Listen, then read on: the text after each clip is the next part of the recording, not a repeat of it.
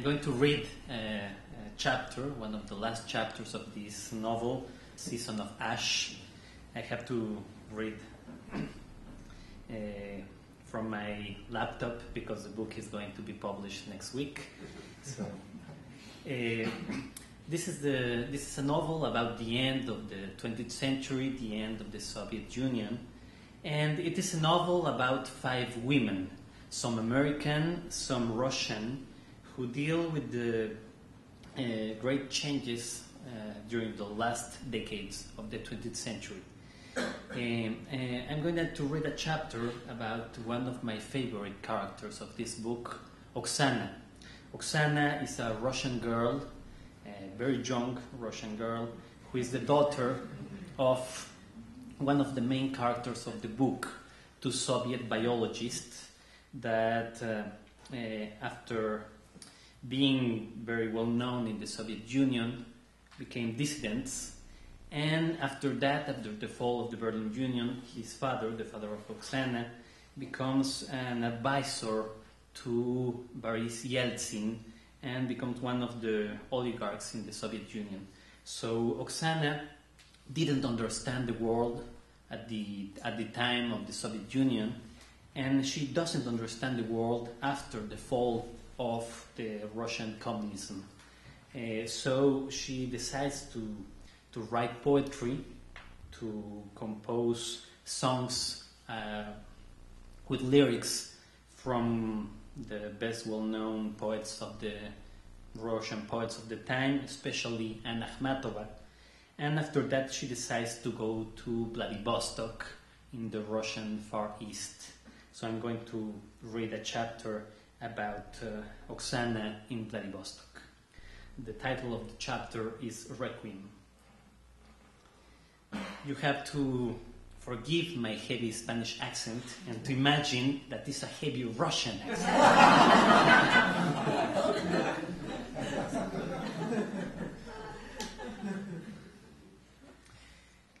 Vladivostok, Russian Federation, the year is 2000. It's not me.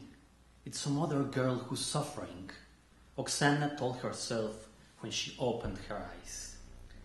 Downspread over her, turbid and milky, much like the ocean that was devouring the port. She rubbed her eyes until she hurt herself. Only pain allowed her to withstand the moonlight that filtered through the window. One more day, she muttered. They took you away at dawn. She then prayed and imagined herself transformed into an ice floe, an iceberg. Finally, she got up. That place did not belong to the world. It was the vestibule to hell, a cold and stormy hell. She walked a few steps and turned on the lights. Nothing. This was the worst time of the year.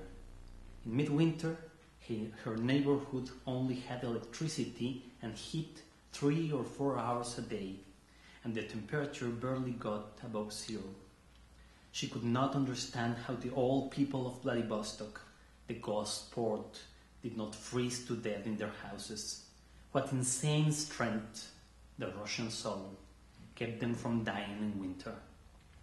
Oksana bundled herself up, walked to the kitchen, and turned on the gas, running the risk that she might be using up her last bit of gas. The tea seared her throat. Death is gliding over our heads, she said to herself. She sat down at the desk, a bouquet of dry carnations at one end, a postcard from Anyushka in the center, the rest covered with pieces of paper of different colors and sizes, all filthy or covered with drafts. She grasped her pencil as if it were a dagger. She could spend the entire morning like that, her mind a blank, numb, not noticing the hours that passed. She lit a pair of candles, the only glow allowed to her, clenched her teeth, and tried not to think about the Korean, to keep his memory, his rancid smell, his pallor, his indifference from distracting her from her music. After 2 hours of cold, Her fingers finally scratched out a few lines. If it rhymes with blood, it poisons the blood, and it's the bloodiest thing in the world. Nothing truer or more precise. She looked at her arms covered with scars, that rigorous count of her days. Each mark represented a triumph, a sign of survival. She took another swallow of tea, that salty, barely tepid liquid, picked up her guitar and rested it on her lap.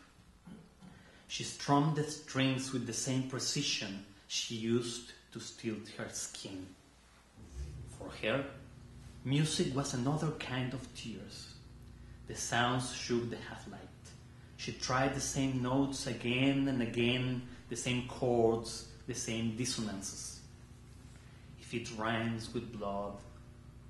Soon she was distracted by the pounding on the other side of the wall. The neighbors didn't share her passion and had already threatened to call the police or throw her out of the building. She ignored them.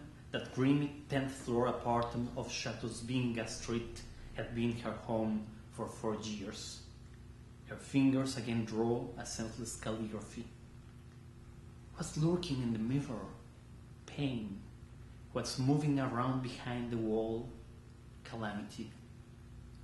The Korean's shadow came back into her mind, his long, delicate hands, his colorless skin, his soft, barely perceptible muscles, his silence, his fierce silence. Oksana missed that oriental fatigue, that whim he seemed to practice so well. Only thinking about his touch turned out her stomach. The Korean to her was like a jade idol, a funerary statue, a god. Which is why she put up no resistance and had accepted becoming the board on which he played his game. As on all nights for almost a year now, Oksana was singing in a dive at the port when he burst in, surrounded by an entourage of Russians and Mongols, with the indolence of someone who knows he's the owner of lives and destinies. She supposed he was probably just another of those anachronistic foreign investors still sure they'd get rich in Vladivostok, ghost port. When she first got to the city, Japanese men with cell phones and attache cases stuffed with money were buying everything they found in their path hotels, casinos, shops, laundromats and bordellos.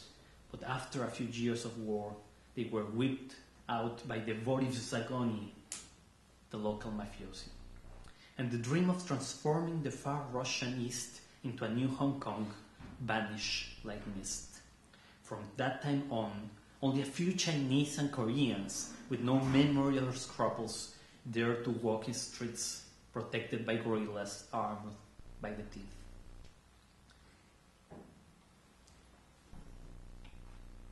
Surrounded by his men, the Korean shot her a gaze like the point of a needle. Oksana didn't avoid it. When she finished her song, an explosion titled Back Home, one of the thugs ordered her to come to the Korean stable. The chief of the groups didn't speak to her. Perhaps he spoke no Russian, and slowly looked her over as if her were a collector. Oksana detected no lust in his way of dealing with her, as if the Korean were planning a mere business transaction. Close up he seemed young and lost, barely older than she. His Asian features were tricky, and she imagined him as some lost teenager, a boy disguised as a gangster. The Korean snapped his fingers and his bodyguards all stood up at the same time. A drunk, red-headed giant grabbed Oksana by the arm, dragged her out of the bar, and put her into a black car. "I'm going to give you some advice," he said. "Don't say a word, don't even think of opening your damn mouth. If you take my advice, you may be alive tomorrow." After half an hour of riding around the city, the Russian deposited her at the downtown hotel, not far from the plaza where miners and students usually protested the perennial cuts in electric power. The Korean received